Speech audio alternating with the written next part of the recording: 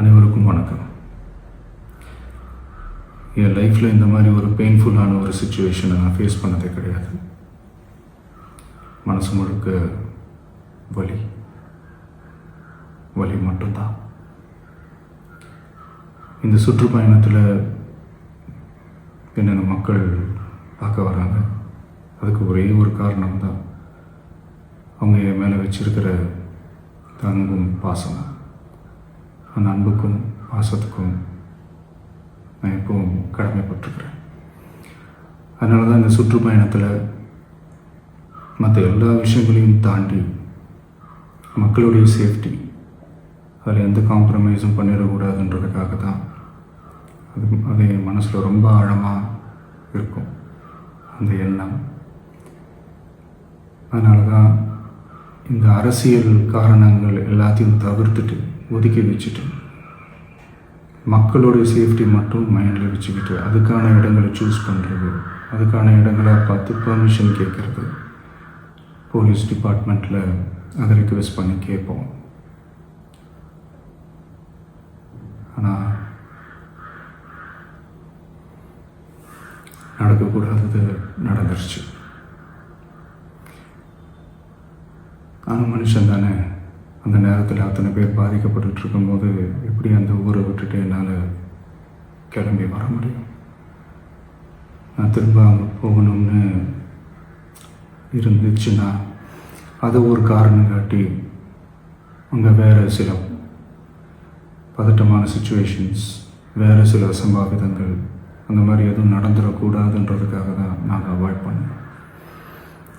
இந்த நேரத்தில் சொந்தங்களை இழந்து தவிக்கிற அத்தனை குடும்பங்களுக்கும் என்னுடைய ஆழ்ந்த இரங்கலை தெரிவிச்சுக்கிறேன். எனக்கு தெரியும், என்ன சொன்னாலும் இது ஈடேயாகாதுன்னு எனக்கு தெரியும்.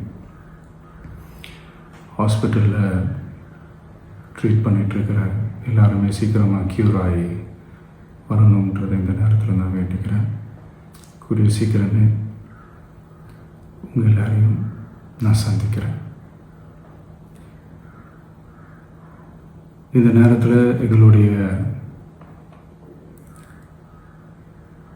வலிகளை, எங்களுடைய நிலைமையை புரிஞ்சுக்கிட்டு எங்களுக்காக பேசின அரசியல் கட்சிகளை சார்ந்த நண்பர்கள், தலைவர்கள் அனைவருக்கும் என்னுடைய நன்றியை தெரிவிச்சுக்கிறேன். கிட்டத்தட்ட ஒரு 5 மாவட்டத்துக்கு பிரச்சாரத்துக்கு போனோம். இந்த மாதிரி எதுவுமே நடக்கல. ஆனால் கரூரில் மட்டும் ஏன் எப்படி நடக்குது, எப்படி நடக்குது? மக்களுக்கு எல்லா உண்மையும் தெரியும். மக்கள் எல்லாத்தையும் பார்த்துக்கிட்டு இருக்கிறாங்க.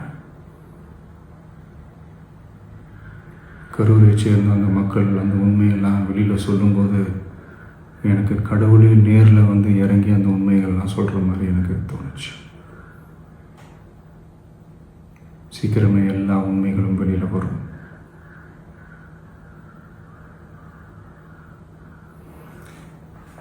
எங்களுக்கு தரப்பட்ட இடத்துல நாங்கள் போய் அந்த ஸ்பாட்டில் நின்று நாங்கள் பேசிட்டு வந்தோம். அதை தாண்டி எந்த தவறும் எங்கள் சைடில் நாங்கள் எதுவுமே செய்யலை. பட் இருந்தாலும் எங்கள் கட்சியை சேர்ந்த நிர்வாகிகள், தோழர்கள் மேலே எஃப்ஐஆர், அது மட்டும் இல்லை சோஷியல் மீடியாவை சேர்ந்த நண்பர்கள், தோழர்கள் அவங்க மேலே எஃப்ஐஆர்லாம் போட்டு இப்போ பிடிச்சிக்கிட்டு இருக்கிறாங்க.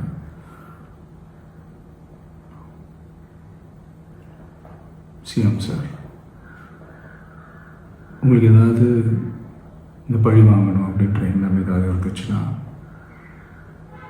என்ன வேணாலும் பண்ணுங்க. அவங்க மேலே கை வைக்காதீங்க. நான் ஒன்று வீட்டில் இருப்பேன், இல்லை நான் ஆஃபீஸில் இருப்பேன். என்ன வேணாலும் செய்யுங்க.